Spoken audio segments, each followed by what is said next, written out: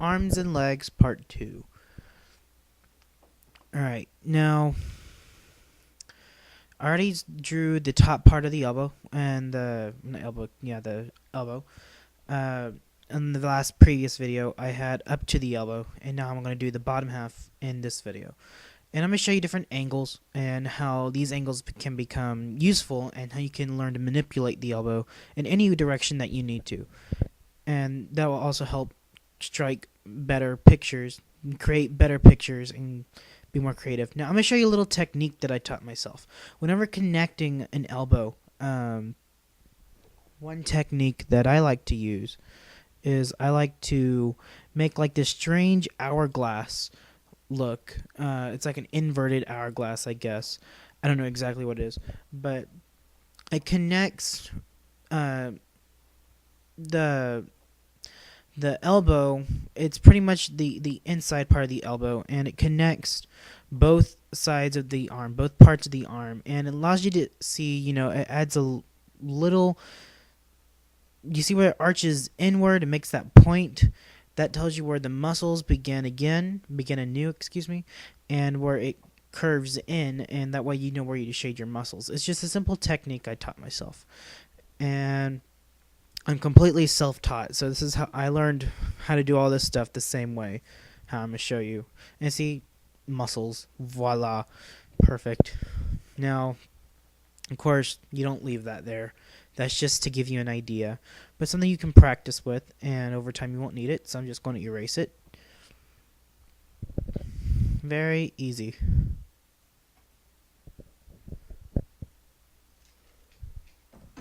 Now, just gotta add that back in. I may be moving the camera a lot in this video, so forgive me. Alright, getting back to business here. Okay, I'm gonna go ahead and add the first part of the wrist. In these videos, I'm not going to draw any hands. I'm probably going to draw one hand just to show you an idea of where it goes. But here I'm not going to do full hands, just the arms. Hands are going to be completely different videos. Alright, guess that's good enough. Let me just thicken that line a little bit. Alright, now what I want to do with this is I want to go ahead and tilt it. So we're going to tilt the elbow. Not so hard about that. Alright, now I already drew a little thing right there there's the elbow, the stereotypical part of the elbow, the pointy part of the elbow, the bone, whatever you call it, that's it right there. Now, okay. Camera doesn't love me apparently. Come on, camera. Okay, there we go. Now, this is going to be not exactly at a side view of the elbow, but more of a 3/4 view of the elbow, because this is a very actually common angle of the elbow. We just don't realize it. Now, it kind of looks like a calf muscle. The calf muscle is the muscle behind your knee and goes down toward your ankles. That's your calf muscle. It kind of looks like a calf muscle. If you can't think of any other comparison, that's what that looks like. And can you see that? Where it looks like a calf muscle? They're pretty much made the exact same way. Okay. I'm holding the camera at the same time as I'm doing this, so forgive me if it looks like crap. But there you go. See? Really simple. Not that complicated at all.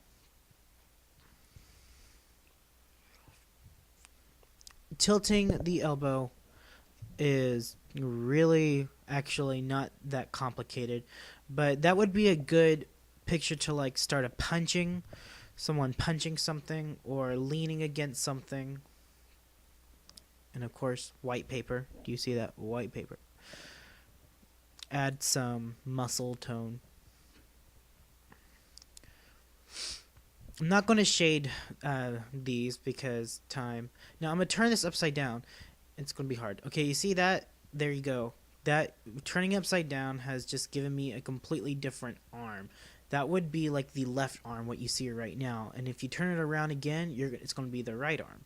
Or it could be the same thing, just at a different rotation.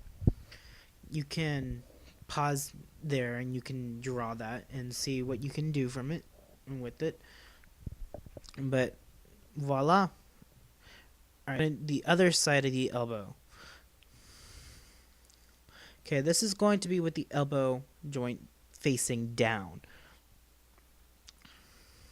Okay, I've already started drawing it, and it's not that much actually. So now this one is going to be a little bit more rough. Now this isn't exactly an angle that's used too much in comics or in art in general, but it is useful to know. It is something that you do want to know. Okay. See, I'm gonna go ahead and see where it joins the two muscles that join together and make, and the elbow is simply just the joint. That's all what an elbow is. A weenus, whatever you call it, it's a joint. It is a joint that makes your arm move and rotate. Okay, this looks like it's going to be a little bit rough, so forgive me.